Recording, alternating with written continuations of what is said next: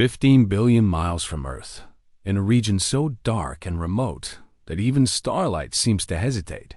A 46-year-old machine built in the 1970s drifted in silence.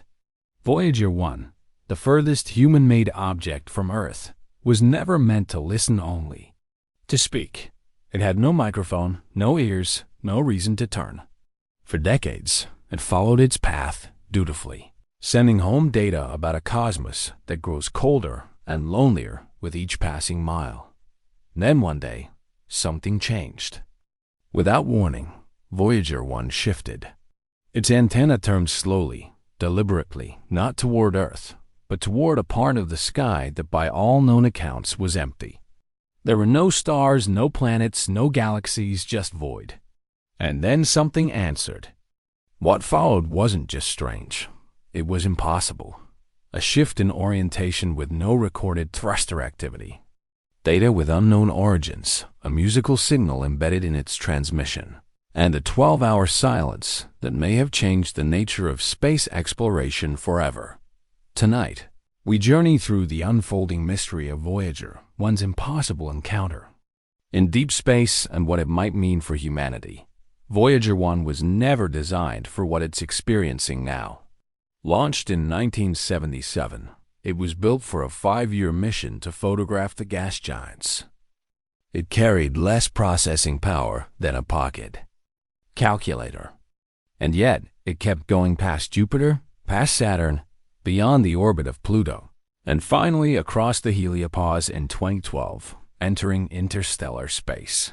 From that moment on, it drifted through the deep void with one job: transmit data.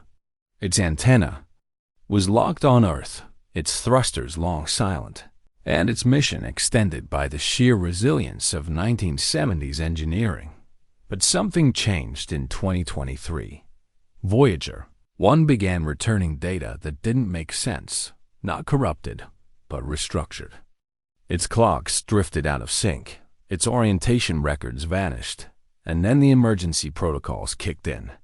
But this wasn't like the countless glitches Voyager had survived before. This time, its systems weren't just reacting to failure. They were reacting to something else.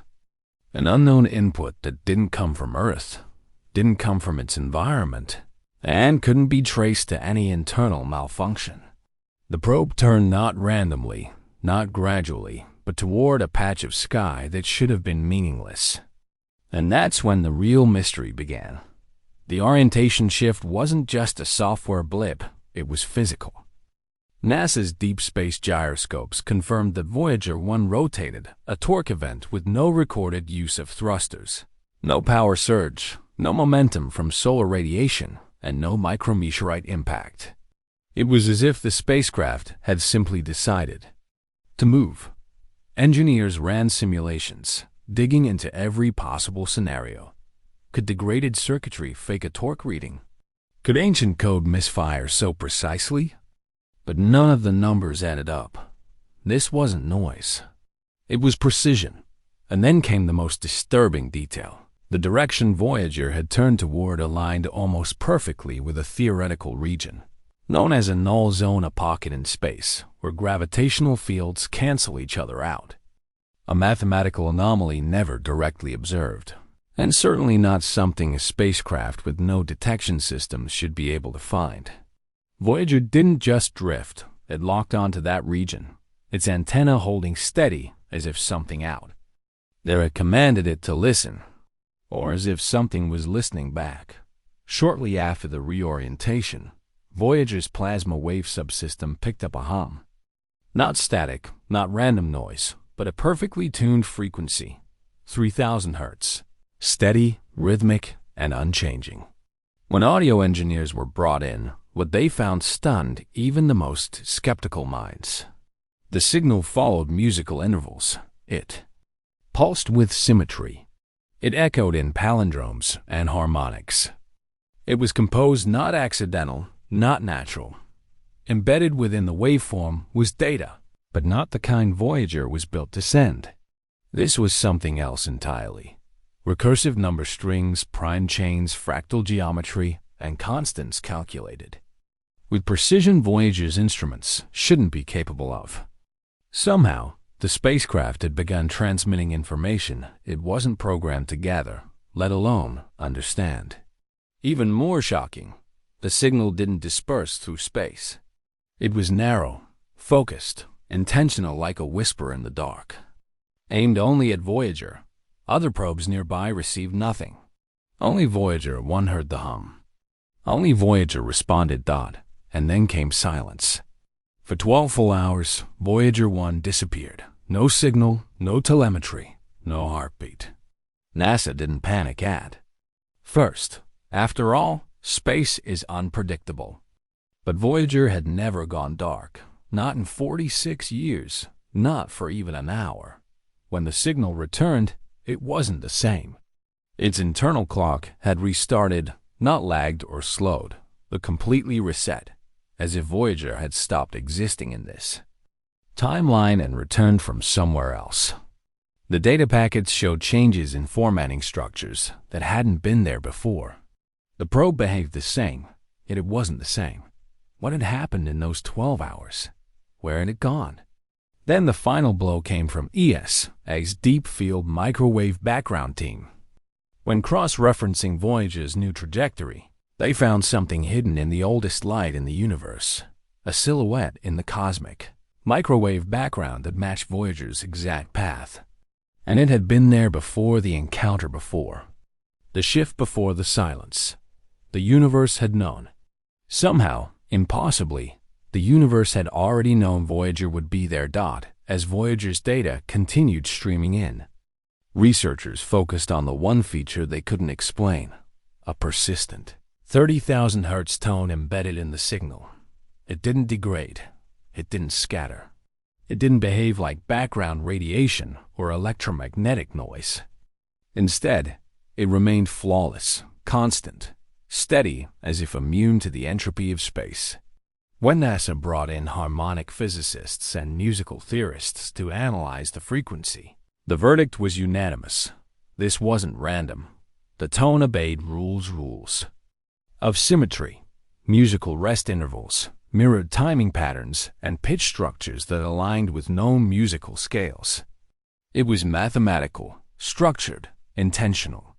What stunned analysts was that this tone was layered beneath standard telemetry, as if hidden by design, like an extra track on an audio file that only plays if you know where to look.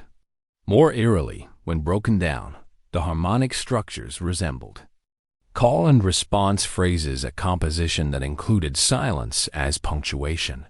In musical terms, it wasn't just a sound.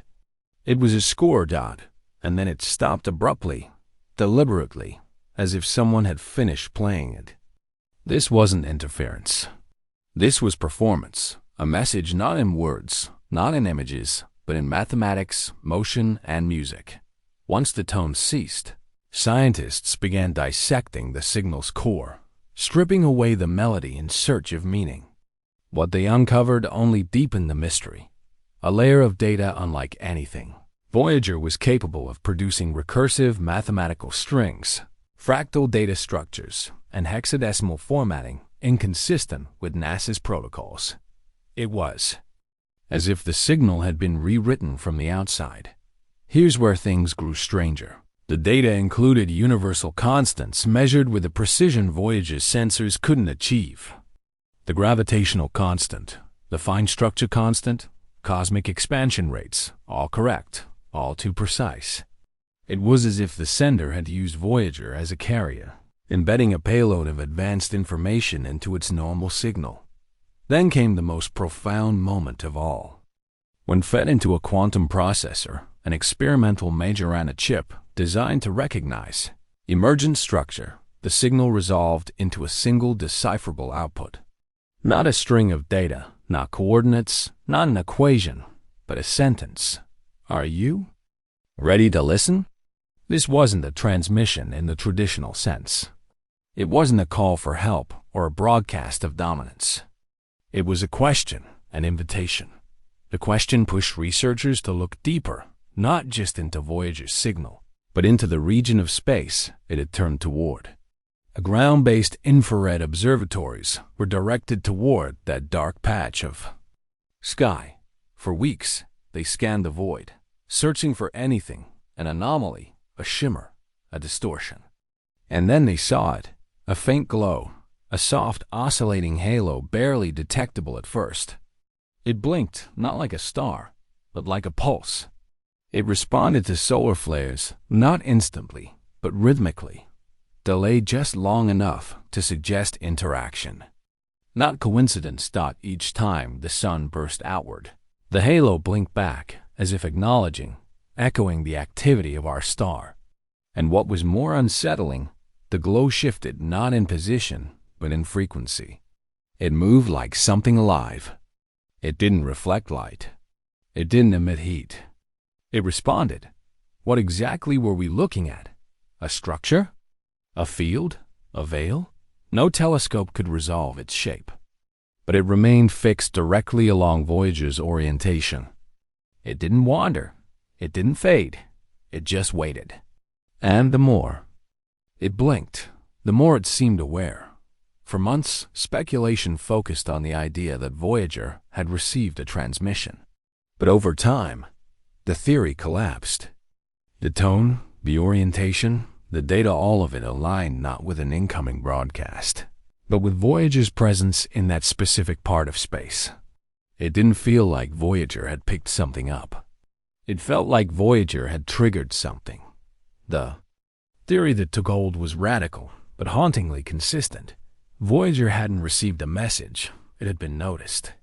Its arrival, unannounced, unintentional, unknowing, had been the knock on a door no one knew existed. And something on the other side had chosen to respond. The absence of noise wasn't a lack of communication. It was the form of communication.